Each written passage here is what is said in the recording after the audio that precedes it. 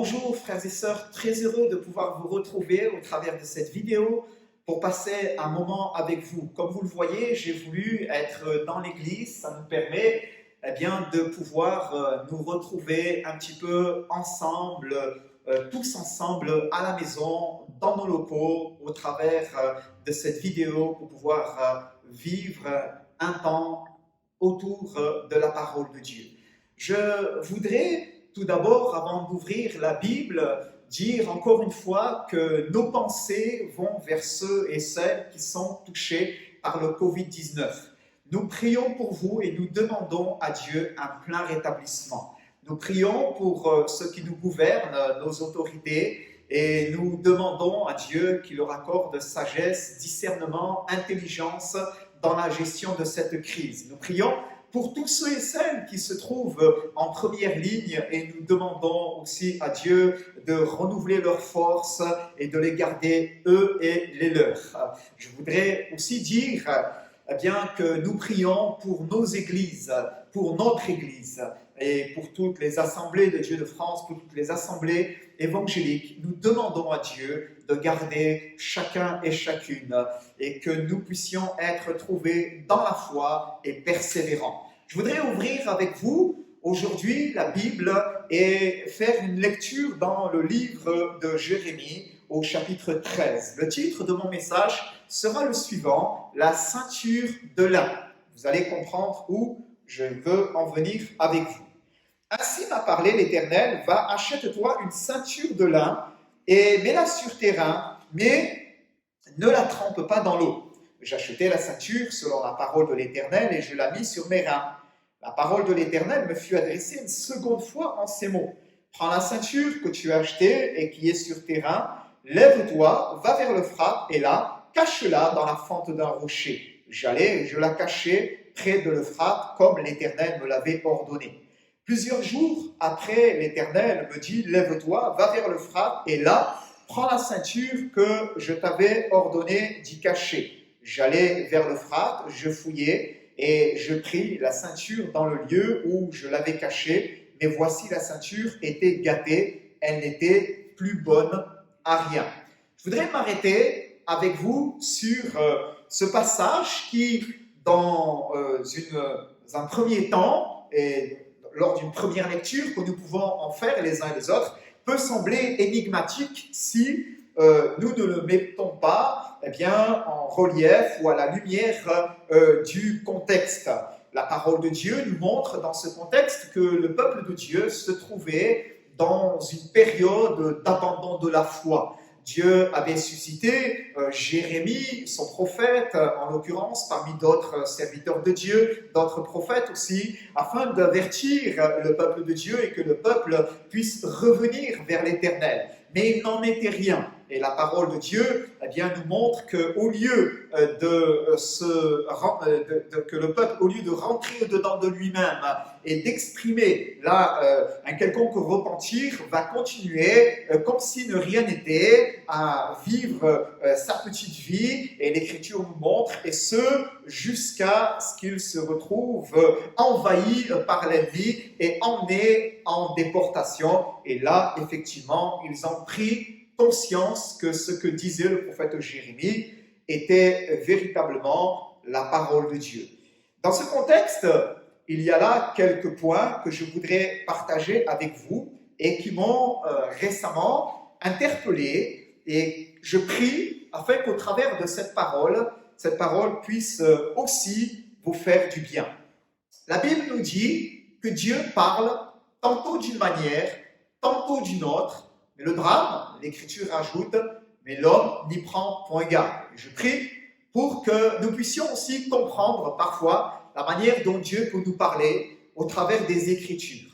Je voudrais dire, avant de continuer et de développer ce message, que nous voyons au travers des Écritures, parfois Dieu utilisait des images pour pouvoir parler à son peuple. Dieu parle tantôt d'une manière, tantôt d'une autre.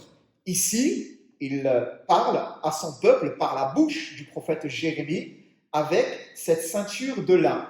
À un autre moment, Jérémie 18, il va lui dire « descends dans la maison du potier et là, je te parlerai, je t'instruirai. Et il y a ce fameux épisode avec le vase qui ne réussit point et il va s'en servir pour dire que cela représente aussi la maison d'Israël. Nous découvrons dans le Nouveau Testament aussi le Fils de Dieu utiliser des paraboles aux gens de la mer.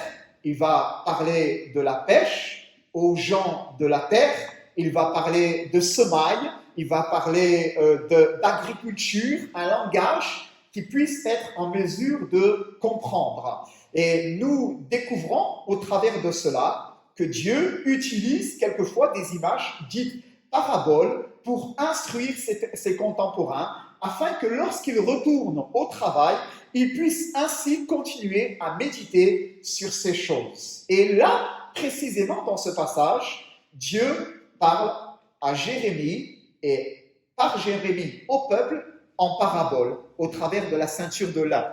Nous allons donc ensemble considérer quelques points au travers de ce chapitre. Et le premier des points que je voudrais voir avec vous est le suivant. Il concerne l'amour de Dieu. Je voudrais dire que nous sommes aimés de lui. Nous sommes aimés de Dieu d'un amour incommensurable, d'un amour que l'on ne peut mesurer, ni même être en mesure d'en dessiner les contours avec notre esprit.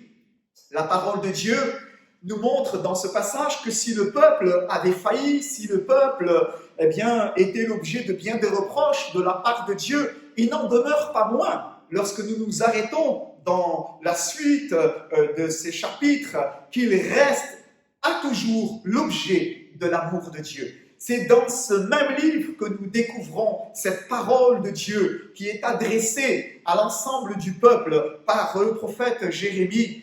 De loin, l'Éternel se montre à moi. Je t'aime, dit Dieu, d'un amour éternel. C'est pourquoi je te conserve ma bonté. Je le répète, je t'aime, dit Dieu, d'un amour éternel. C'est pourquoi je te conserve ma bonté. Jérémie, chapitre 31, verset 3. Vous pourrez y trouver là le texte que je viens de vous citer. La Bible nous dit, bien aimés, que de la même manière, Dieu nous aime, nous aussi, les uns et les autres. Il y a là bien de raisons d'avoir à rougir quelquefois dans notre vie, et notre vie n'est pas un chemin parfait. Il y a là parfois quelques manquements, il y a là quelquefois quelques travers. Nous sommes des êtres finis, faillibles. Dieu pourrait nous faire aussi bien des reproches, bien-aimés. Mais ce qu'il en ressort au travers de ce passage, de la ceinture de lin que Jérémie, le prophète, a pu endosser à ses reins, c'est que nous aussi, nous avons été rachetés à un grand prix de la part de Dieu. Nous n'étions pas son peuple, il a fait de nous son peuple. Nous aussi, nous sommes des êtres à qui Dieu pourrait adresser des reproches. Mais la Bible nous dit que malgré ce que nous sommes, en dépit de ce que nous sommes, Dieu nous aime. Dieu est amour. Qu'est-ce à dire? Que c'est là une forme de tolérance à l'égard de notre médiocrité, à l'égard de notre pauvreté spirituelle, et que Dieu ne voudrait pas nous inviter les uns et les autres à tendre vers la perfection, à faire des progrès, loin s'en faut. Je crois, bien-aimés, que Dieu, tout en manifestant son amour à notre égard, nous invite les uns et les autres à rentrer au-dedans de nous-mêmes, à laisser cet amour nous éclairer notre être intérieur, à prendre conscience par là aussi de nos lacunes et à tout mettre en œuvre pour pouvoir faire des progrès avec Dieu. L'Écriture nous dit dans l'Épître aux Romains au chapitre 8 et au verset 1er, « Il n'y a donc maintenant aucune, je dis bien, c'est l'Écriture qui le dit, aucune condamnation pour ceux qui sont en Jésus-Christ, qui marchent non selon la chair, mais selon l'Esprit. » Oui, il n'y a aucune condamnation. Quelquefois, l'ennemi veut susurrer à notre oreille les uns les autres, eh bien, tu vois comme tu es, tu n'es pas capable de marcher dans les voies de Dieu, tu n'es pas capable d'être finalement comme il faudrait que tu sois, et nous nous chargeons de pesants fardeaux de culpabilité, et nous laissons ainsi l'ennemi nous accabler, que plutôt que de dire, eh bien oui Seigneur, je ne suis pas parfait, mais je veux juste me laisser envelopper de ta présence, de ton amour, et pas me priver de la grâce de Dieu, mais au contraire, aller vers toi, me laisser aimer par toi et faire des progrès par la grâce de Dieu. Jérémie, c'est là le premier des points qu'il veut nous dire. Dieu nous aime, Dieu vous aime, bien-aimés. Il vous porte aussi sur ses reins, comme cette ceinture que le prophète pouvait avoir autour de sa taille. J'ai envie de dire qu'il vous porte même en lui, dans ses entrailles, tout en lui est remué et ému de compassion pour vous. J'ai noté, bien-aimés, que si Dieu châtie, cependant, il n'oublie pas de faire grâce, et dans sa colère, il n'oublie pas d'avoir compassion. Le deuxième point, bien-aimés, que je voudrais voir avec vous est le suivant. Eh bien, je crois que Dieu nous appelle aussi à pouvoir être ces artisans dans ce monde, des instruments de paix, des instruments de justice, je dirais simplement des instruments entre ses mains. Il va dire à Jérémie, lève-toi, va et achète-toi une ceinture de lin. La précision nous est donnée, une ceinture de lin. Et c'est intéressant de mentionner que la Bible nous dit dans le livre de l'Apocalypse, au chapitre 19 et au verset 8, eh bien que le lin, ce n'est pas la seule référence, est aussi un symbole des œuvres justes. Il nous est dit dans la référence que je viens de citer, et il lui a été donné, parlant de l'épouse de l'Église, de se revêtir d'un fin lin éclatant, pur, et ce fin lin, ce sont les œuvres justes. Va, achète-toi une ceinture de fin lin. Nous avons été rachetés par Dieu, nous sommes l'objet de son amour, et il y a là cette réalité, nous avons été sauvés pour servir le Dieu vivant et vrai.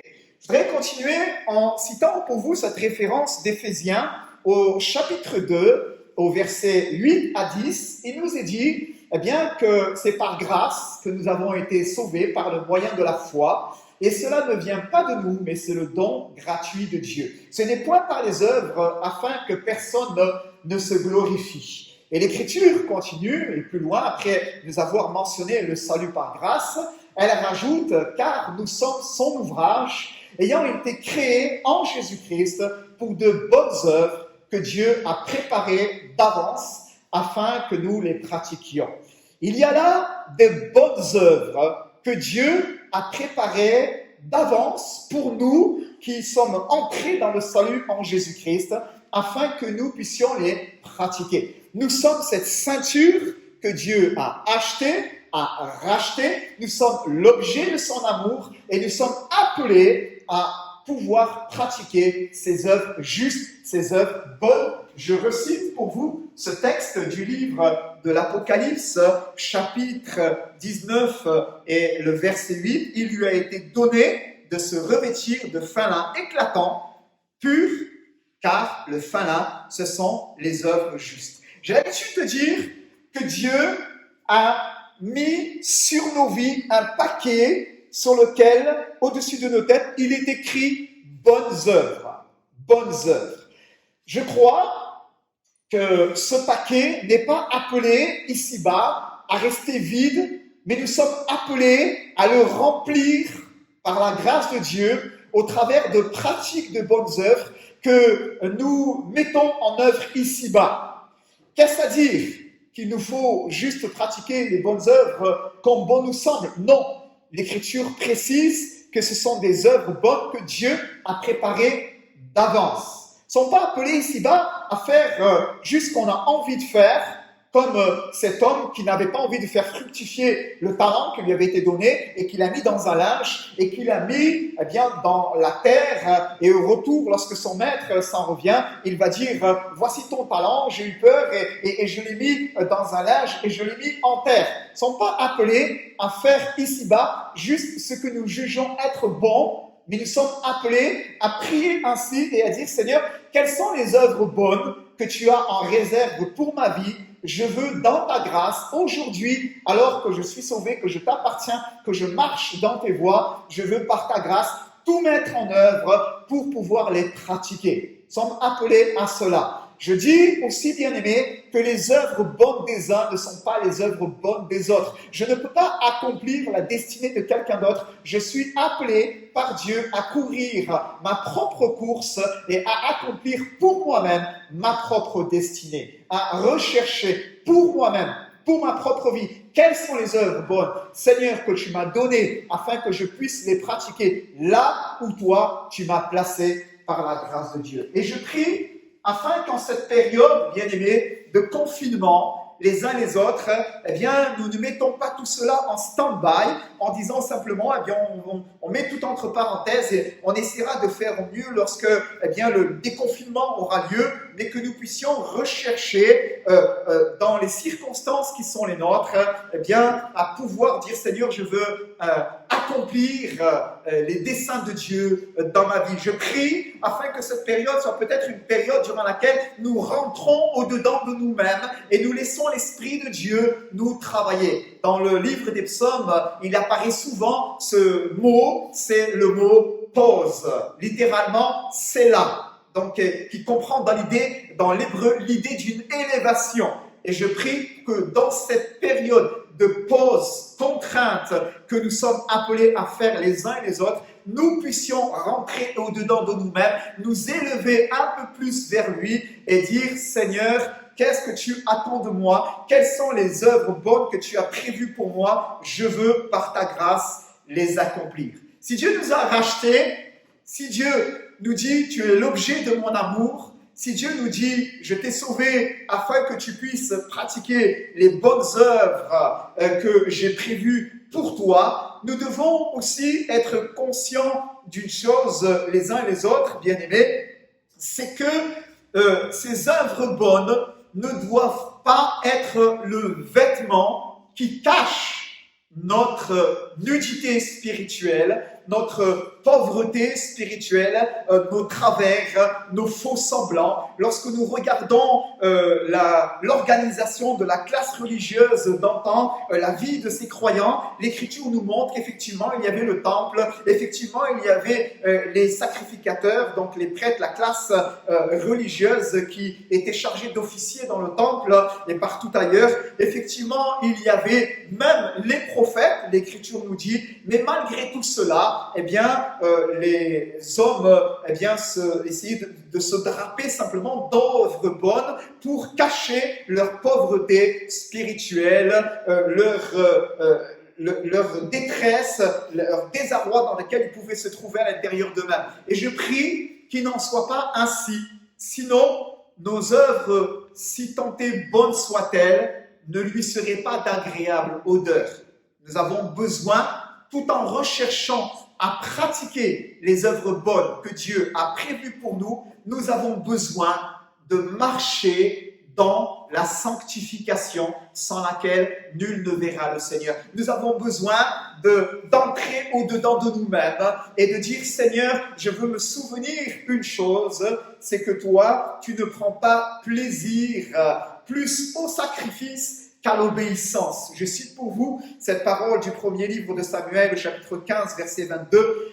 Le prophète parlera et Dieu dit cela. L'Éternel trouve-t-il du plaisir dans les holocaustes et les sacrifices comme dans l'obéissance à la voix de l'Éternel? Voici, l'obéissance vaut mieux que les sacrifices et l'observation de sa parole vaut mieux que la graisse des béliers. Je répète, voici, l'obéissance vaut mieux que les sacrifices et l'observation de sa parole vaut mieux que la graisse des béliers. Et cela, le peuple de Dieu, à ce moment-là, l'avait oublié. Ils étaient bien sûr, dans une forme de religion, de pratique du culte, etc.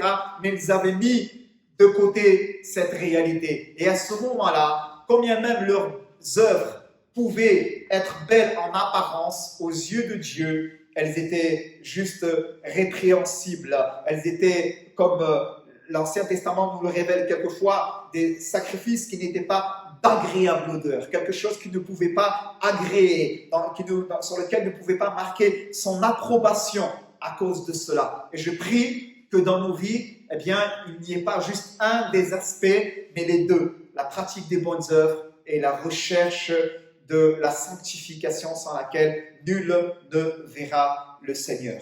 Je voudrais continuer en disant dans ce passage qu'il y a un autre élément qui m'a interpellé, c'est le suivant. La ceinture sans le propriétaire n'est rien.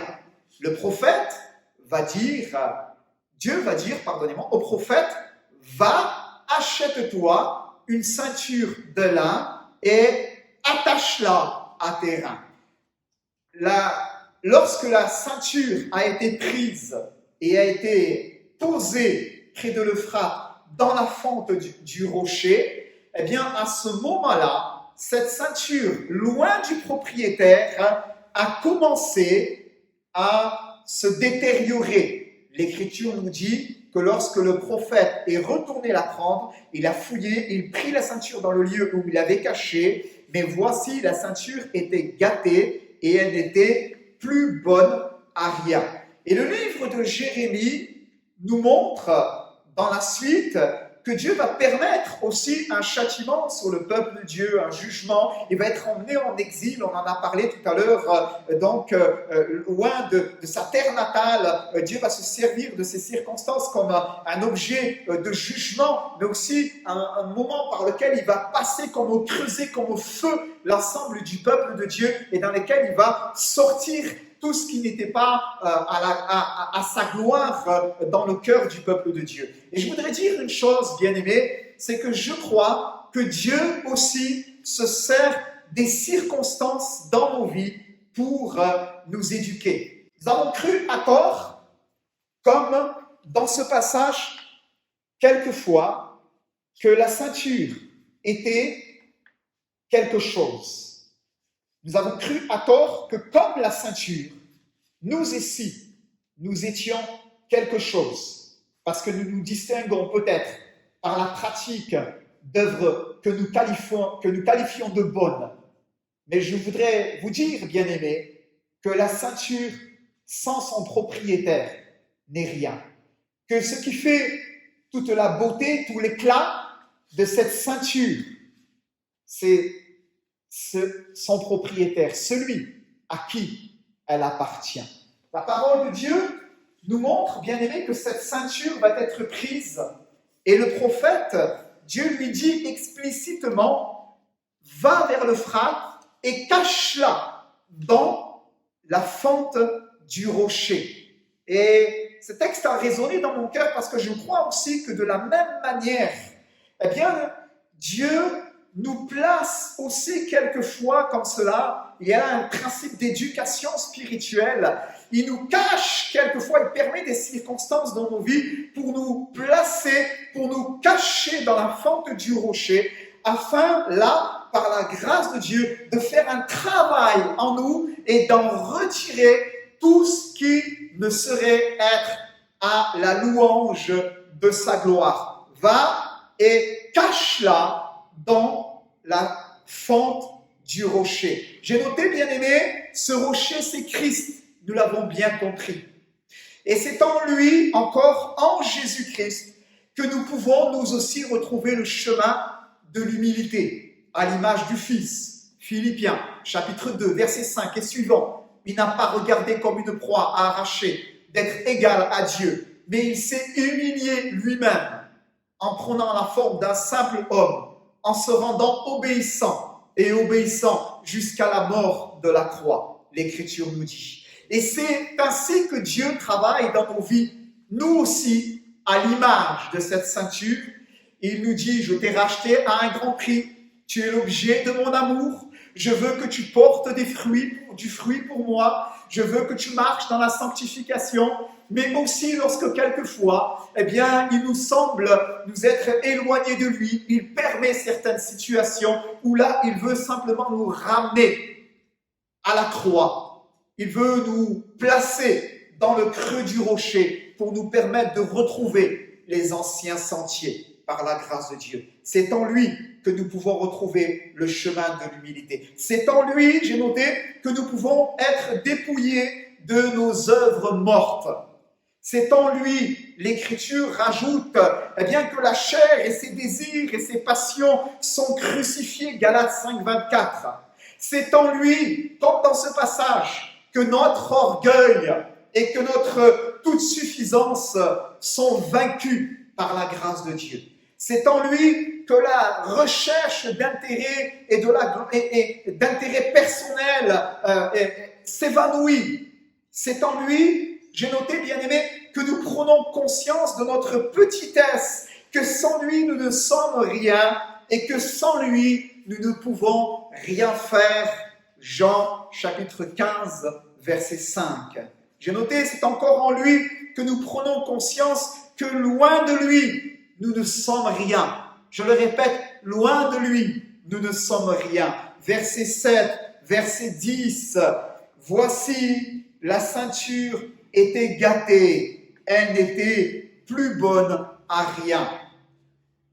Loin de lui, nous sommes rien, bien-aimés. Nous avons besoin de rester près de notre Dieu, près du cœur de Dieu. Et lorsque le Seigneur souhaite nous parler et parfois, je dirais, nous adresser quelques remontrances, nous puissions les uns et les autres juste le laisser nous attirer par ces cordages d'amour pour que notre cœur puisse en être transformé. Je terminerai en disant cela, bien-aimé, il ne rejette pas à toujours. Béni soit Dieu, parce que dans sa grâce, il sait travailler nos cœurs.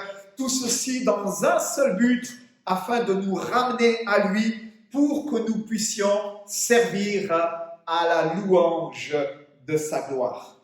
Que nous puissions, les uns et les autres, nous laisser interpeller par ces quelques mots que j'ai eu à cœur de partager avec vous et que en ce dimanche, en ce jour, nous puissions aussi rendre grâce à Dieu pour ce si grand salut qu'il nous a accordé. Il nous a rachetés à un grand prix. Nous n'étions pas le peuple de Dieu, il a fait de nous son peuple, s'est racheté. Nous puissions lui rendre grâce pour le grand amour dont il nous a aimés en Jésus-Christ, parce qu'il nous a donné son Fils unique, ce qu'il avait de plus cher, afin que par la foi, nous ne périssons pas, mais nous ayons la vie éternelle. Que nous puissions chercher sa face et dire, Seigneur, quelles sont les œuvres bonnes que tu as prévues pour moi? En ce temps de confinement, peut-être faire une pause. La pause a été nécessaire afin de nous permettre, comme je l'ai dit tout à l'heure, de nous élever un peu plus vers lui. Et que nous puissions, peut-être tout à nouveau, lui offrir notre vie sur l'autel en disant, Seigneur, sers-toi de moi. Je me suis éloigné de toi. Je veux tout à nouveau retrouver tes sentiers, t'offrir ma vie, t'offrir, comme ce jeune homme, mes 5 pains et mes 2 poissons, croyant que toi, tu es capable de faire la différence avec. Que nous puissions ne pas nous illusionner nous-mêmes et prendre conscience que Dieu reste celui qui sonde les cœurs et les reins, et que nous puissions dire dans la recherche de ces pratiques bonnes, Seigneur, sonde-moi, ô Dieu, et connais mon cœur, éprouve-moi, regarde si je suis sur une mauvaise voie, et conduis-moi sur la voie de l'éternité. Puissions juste avoir cette conscience que sans la sanctification, nul ne peut lui être agréable, nul ne peut voir Dieu. Avons besoin, bien-aimés, de dire aussi, Seigneur, j'ai cru quelquefois que je me distinguais des autres, j'étais au-dessus des autres. Seigneur, je prends conscience au travers de ton école dans ma vie, des circonstances que tu permets, de ma petitesse, et que si tu dérobais un seul instant ton visage devant moi, il n'en resterait plus rien. Je serais comme cette ceinture, gâtée. Seigneur, je te rends grâce parce que si je ne suis pas grand-chose, cependant, j'ai du prix et de la valeur à tes yeux. Et je termine en disant que nous puissions les uns et les autres en cette période simplement prendre conscience devant lui qu'il nous appelle mon peuple, ma louange et ma gloire. Alléluia. Merci de m'avoir écouté. Je vous donne rendez-vous très prochainement sur notre chaîne YouTube ADD Cagne ou encore sur notre site internet pour nous suivre et partager ensemble des temps dans la communion fraternelle. Bon confinement, soyez prudents, restez chez vous, observez bien les gestes barrières et tenons-nous sur la brèche. À très bientôt.